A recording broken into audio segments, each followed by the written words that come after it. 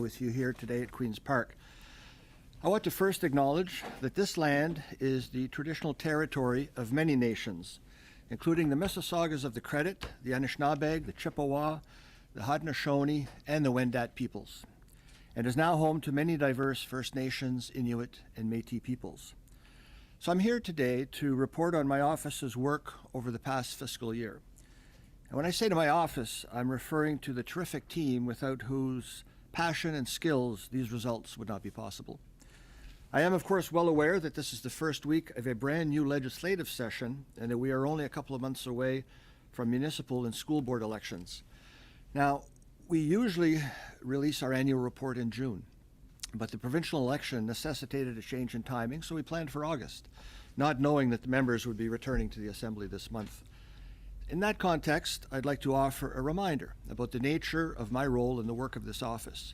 We are independent of government, apolitical, and nonpartisan. We do not get involved in the political process or political decisions. We oversee government administration and the delivery of provincial and municipal government services to ensure that they're fair to everyone and working as they should. As noted in today's report, complaints and inquiries to my office are actually trending upwards. They are almost back to pre-pandemic levels as more and more public services rebound from the impact of shutdowns and emergencies. We see that as good news, because the more we hear from Ontarians, the more we are able to help them resolve their issues and to identify larger systemic problems. Je veux souligner qu'une hausse dans le nombre de plaintes est une bonne nouvelle. Plus les Ontariennes et Ontariens s'adressent à nous, plus nous pouvons les aider à résoudre leurs problèmes et cerner des enjeux systémiques. Now, this report is filled with examples of how we can help with administrative problems, big and small.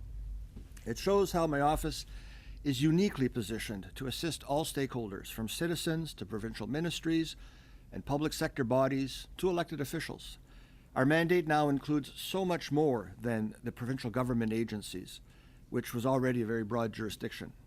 The expansions of our mandate in 2016 and again in 2019 were very challenging for us as an organization. For example, amalgamating 3 separate organizations, each with distinctive mandates, stakeholder groups, and even 3 collective agreements, into a single organization while working remotely in the midst of a pandemic has been a complex exercise, to say the least. However, it did present an opportunity for us as problem solvers. And we've been able to help so many Ontarians by using our expertise to promote transparency, fairness, and accountability more widely across the Ontario public sector. We also helped public servants by either validating their work or providing constructive feedback on how to improve services. In addition, we helped elected representatives serve their constituents by taking referrals and providing assistance. And I am particularly proud of the work that we've done in our 2 newest areas, children and youth in care and French language services, because it was a team effort involving the entire organization. We published investigative reports this past spring in both areas, leveraging the expertise of our specialized children and youth and French language service units. Je suis très fier du travail fait dans nos 2 domaines les plus récents, les enfants et les jeunes pris en charge et les services en français. Nous avons publié 2 rapports d'enquête au printemps dans ces 2 domaines, appuyés par l'expertise de nos unités spécialisées, des enfants et des jeunes et des services en français. In March, French Language Commissioner Kelly Burke reported on her investigation into Laurentian University's cuts to French language programs during its financial restructuring. In April, I reported on the sudden closure of 2 youth justice programs in the north. And in both of these cases, we revealed how a lack of planning and consultation adversely affected the rights of vulnerable people. In both cases, we made recommendations for constructive change. And in both cases, all of our recommendations were accepted. Both of these units have done considerable outreach to the community to ensure that people know what their rights are and how we can help exercise them. They have illustrated how this office can play an important role in protecting citizens' rights and even in reconciliation, which is a goal that we will continue to prioritize in the years to come. Ces 2 unités ont aussi fait de grands pas vers la communauté pour s'assurer que les personnes qui ont le plus besoin de nous savent comment nous pouvons les aider. Elles ont démontré comment ce bureau peut jouer un rôle important dans la protection des droits des citoyennes et citoyens et même dans la réconciliation. Now, we've been busier than ever in this area, and the areas that I'm referring to are the areas that we took over when I was appointed to this office in 2016. I'm referring to municipalities, universities, and school boards. The pandemic has clearly been difficult for these bodies, and we've worked with a great many of them, not just to flag complaints, but to identify best practices. These can involve everything from making sure that a virtual municipal meeting is open to the public to ensuring that a university's vaccine policy is fair.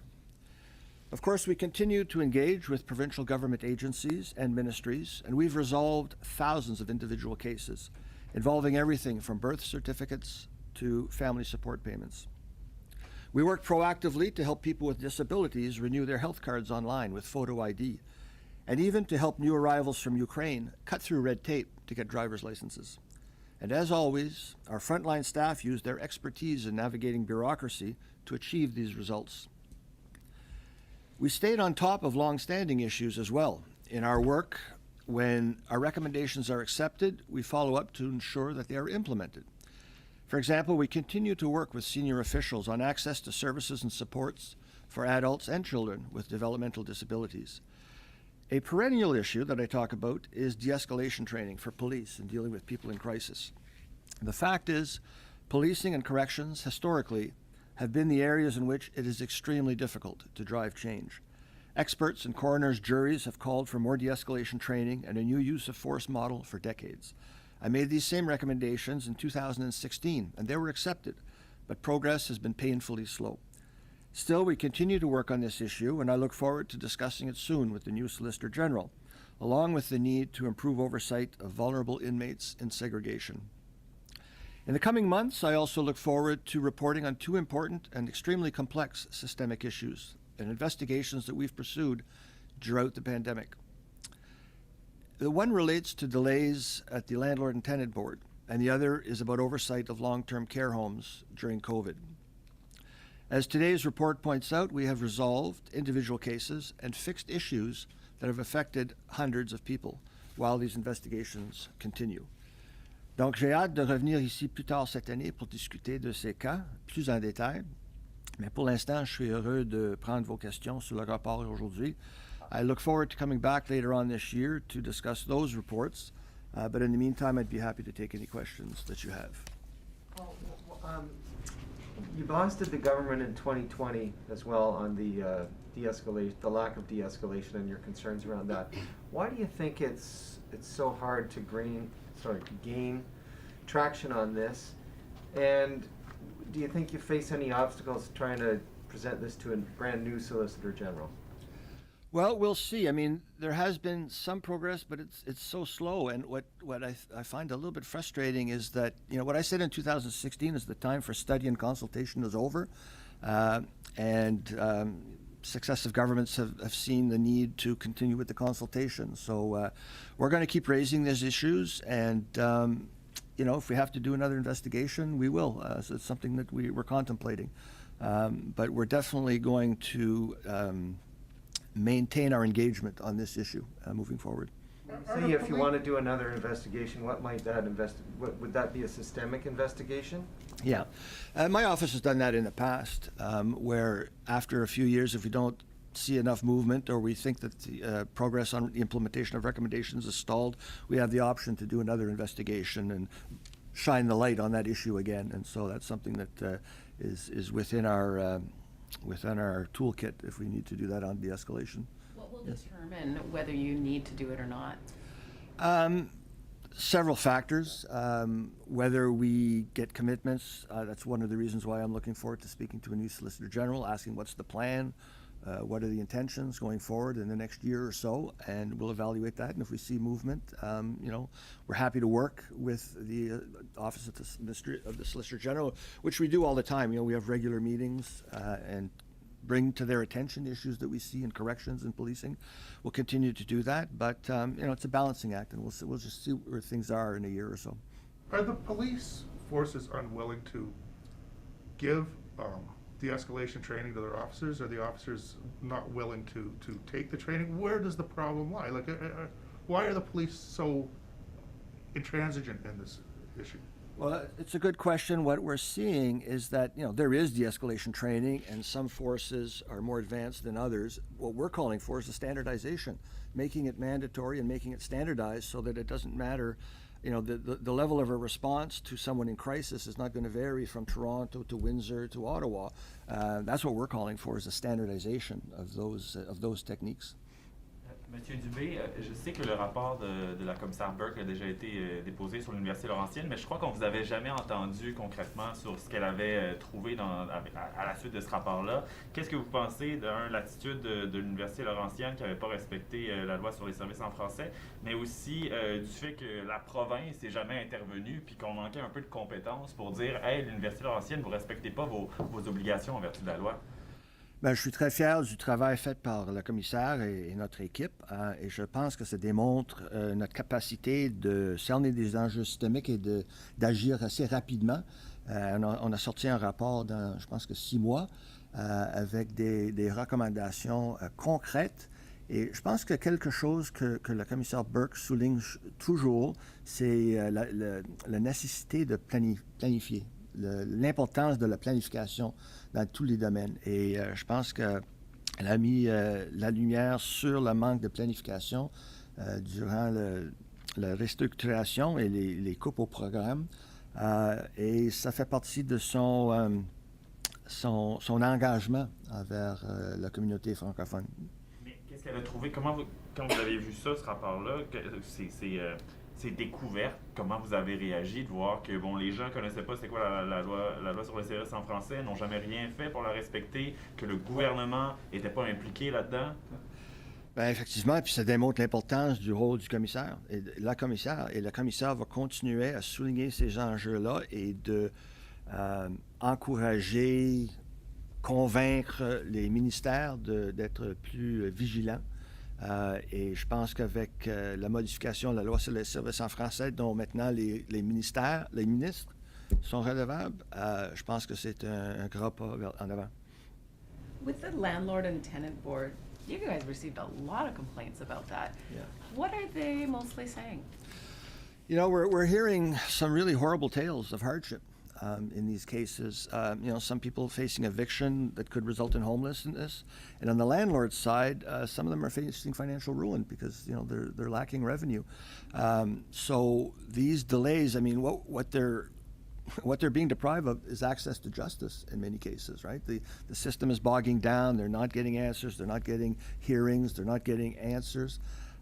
In several cases, and we highlight this in the report, we are able to help break some log jams. We are very successful in some cases of getting matters resolved, getting hearings, getting decisions, but those are one-off cases. So that systemic change has to really take hold, and we're very anxious to come forward with some recommendations in the fall. When will that come out? Well, in a few months. We're in the final stages of writing that report. So I'm hoping, in the coming months. Is the lack of justice weighted towards tenants or landlords? I think there's hardship on both sides. I really do. My sense is that it's pretty equally painful for landlords and tenants. And the complaints that I've seen, landlords out tens of thousands of dollars. It was an investment for them. It was part of their livelihood, and they're being deprived of that. And on the other side of the coin, vulnerable people who are facing homelessness because they can't get their issues addressed by the arbitrators. So it's I say there's hardship on both sides. But on the landlord-tenant board issue, the report highlighted that a lot of tenants weren't even able to access hearings because they didn't have the technology, because hearings switched to online. And if they don't attend the hearings, they lose the case, and then they're evicted from their units. So shouldn't tenants have, some type of protections from the government in terms of, because they're being evicted from their units. Landlords, yes, they're losing money, but tenants, that's pretty much the end of their life, though, isn't it not? Well, it's certainly a hardship, but my understanding is that there have been some adjustments. In the early days, there was a big push to go virtual, and that there were some accommodations made, and there were more in-person hearings. offered to accommodate those people that could not access hearings virtually. So I think, the board has been responsive, and there's been some considerable efforts made, but they have a long way to go, and the glitches are still happening.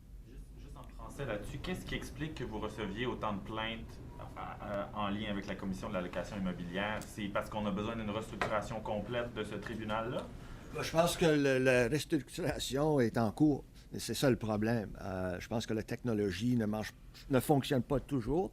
Il y a des gens, comme la question a soulevé, il y a des gens qui n'ont pas accès à la technologie. C'est difficile pour eux d'assister à des rencontres virtuelles.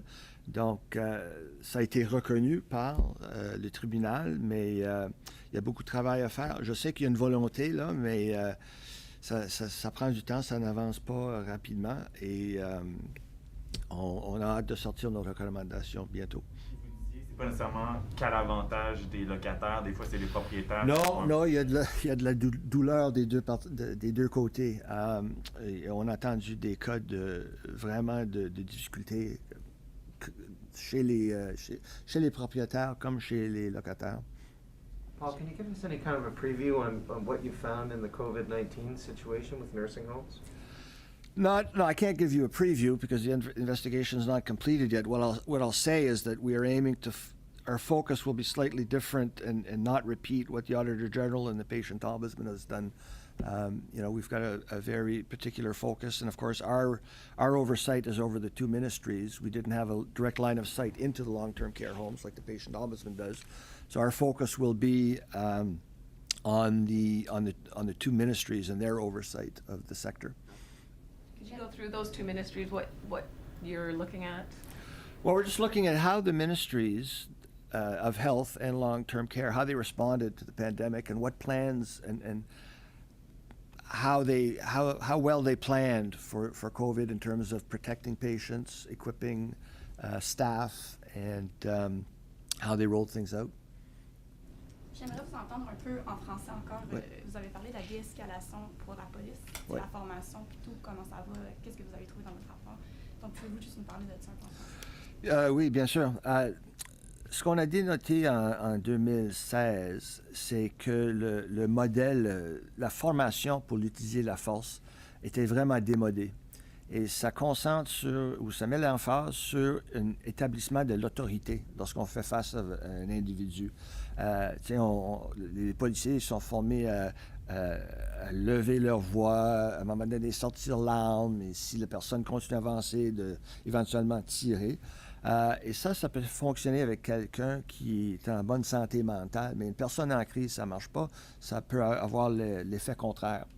Donc, ce qu'on a recommandé, puis on a suivi les recommandations semblables des coroners, des commissions d'enquête, etc., qu'il devrait avoir un nouveau modèle de l'utilisation de la force et que la formation devrait être standard à travers la province. Ça doit être mandatoire et standard. Et malheureusement, ce n'est pas le cas encore. Donc, la réponse que les services de police vont offrir peut varier entre Toronto, Windsor, Brampton. Ça dépend de la force policière. Donc, je pense que c'est vraiment dans l'intérêt des Ontariennes et Ontariens que ces formations et ces techniques soient standardisées à travers la province. J'aimerais vous entendre, juste en général, par rapport aux plaintes pour les services en français. Qu'est-ce que vous avez vu, puis comment vous voyez la suite? Est-ce qu'il y a eu des augmentations ou comment vous voyez ça? Oui, on a eu des augmentations et je pense qu'on a bâti une équipe formidable. La commissaire est engagée, a fait beaucoup de sensibilisation. Je pense qu'une des premières choses à faire, c'est de sensibiliser les gens, puis les éduquer, les informer de leurs droits et ensuite comment ils peuvent faire valoir ces droits. Donc, la sensibilisation, que ce soit un commissaire aux langues, que ce soit un ombudsman, on est toujours en mode de sensibilisation parce que les gens, des fois, comprennent mal notre rôle, nos mandats. Et justement, je pense qu'un des messages... Dernièrement, on a entendu des choses erronées par rapport au mandat puis la façon dont on opère, puis souvent, on entend des gens dire que mais le commissaire a besoin de plaintes pour pouvoir enquêter, puis ce n'est pas le cas. Tu sais, on a, que ce soit le commissaire au service en français, l'Ombudsman de l'Ontario, on a le pouvoir d'enquêter sur notre propre initiative. On n'a pas besoin de plainte pour enquêter. Back to the long-term care investigation. I mean, I feel like we've heard about these awful things that happened during the pandemic. Is there anything different that your office heard? Well, I'm not in a position to talk about what we've heard during the investigation. All I can tell you is that we've done a very thorough investigation. We've interviewed almost 100 people. We've reviewed millions of documents. The disclosure on this one was massive. And the team has worked tremendously hard. They were the first people to start coming back into the office because there was so much to deal with and such a great volume of materials to go through that doing that virtually was a real challenge. And I have to say that with the long-term care and the Landlord and Tenant Board, that's one of the reasons for the delay. That's why it's taken so long, because we were working remotely, and we weren't the only ones working remotely. The people that we were dealing with, the people that we wanted to interview, the people that we were requesting documents from, they were working remotely too. So it's slowed us down, but I think that we're doing a deep dive into this, and we'll have some very substantial recommendations when it's done. Okay, and you talked about the timing of when the Landlord and Tenant Board investigation will be released. What about for this one? Same thing. I mean, we're hoping in the fall. Hoping, if all goes well, we're hoping by Christmas. So I hate to I hate to make promises, but we're really working on it, and we're in the final steps of the reports. So. Vous parlez de votre mandat élargi dans les dernières années, du volume élevé de plaintes. Avez-vous les ressources suffisantes pour répondre à toutes les plaintes, pour faire un travail en profondeur, un travail précis et tout ça? Oui. Non, le comité de régie interne nous a entendus, accepté nos demandes, et nous sommes suffisamment financés pour l'instant. Et en fait, une difficulté de la pandémie, un des défis, c'est d'embaucher des gens. On a embauché beaucoup, mais on n'est pas à pleine capacité encore. Donc, on est en mode de recrutement toujours. Donc la pénurie de main-d'œuvre, c'est chez vous aussi? Absolument, absolument. In terms of vaccine mandates in post-secondary schools, your office met with both the Ministry of Colleges and Universities, but also with post-secondary schools as well. And the report noted that post-secondary schools should be looking at changing the way that they, in terms of communicating those vaccine mandates and just also their policies around vaccine mandates. A lot of the recommendations, though, is already a lot of university policies, such as explaining why a person might be exempt, providing clear information about, what circumstances and about medical reasons as to why they might be exempt or not. So I'm just wondering, the only thing that really struck out was just the part where a lot of students were barred from actually studying at post-secondary schools, but it wasn't clear as to going forward if they have to impose mandates again, whether or not the Ombudsman Office is recommending they be barred from studying at universities or not be barred from studying from universities for not taking a vaccine. Yeah, we don't dictate policies. School boards, elected officials, they're elected to make policy decisions, and so we don't tell them what those policy decisions should be. But once they come up with a policy, our role is to determine whether it works fairly and as it should. So we promote fairness. So in the case of a school board or university coming up with a vaccine policy, what we look to do is ensure that it's fair. And fairness means being adequately communicated to people, making sure that they understand it, hearing their situations and having an accommodation where necessary for people, for example, that can't get vaccinated for medical reasons. So that's what we look at, is the fairness of the policy and whether it's being applied as it should be. There are a whole slew of issues and concerns in here. Overall, is there something that stands out, like, what this past year was? Well, it's been so challenging. I think of all of the 444, for example, 444 municipalities that had to switch to virtual meetings and having problems with the technology, and meetings are supposed to be done in the open. And some municipalities don't, necessarily have all the resources, and it's challenging, and there are glitches.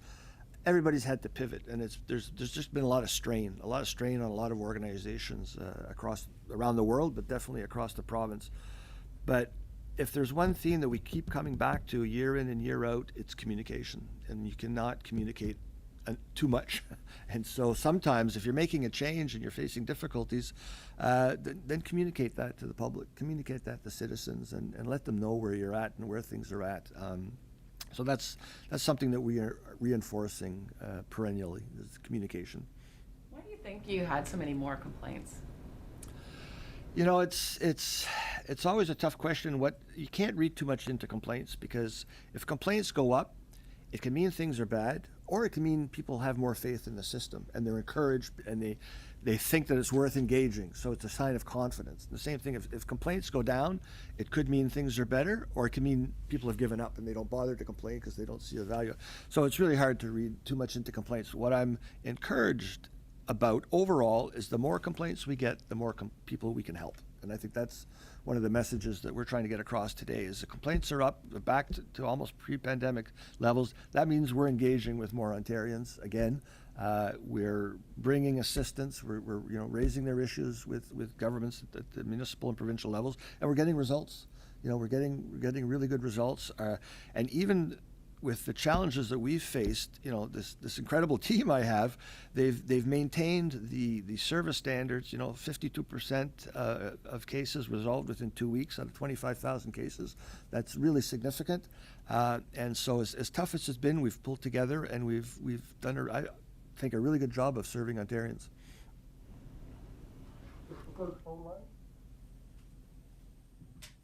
Ladies and gentlemen on the phone, as a reminder, if you have any questions, please press star 1.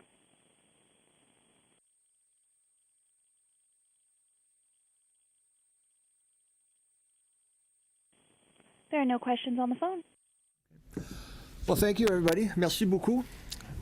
À la prochaine. Thank you.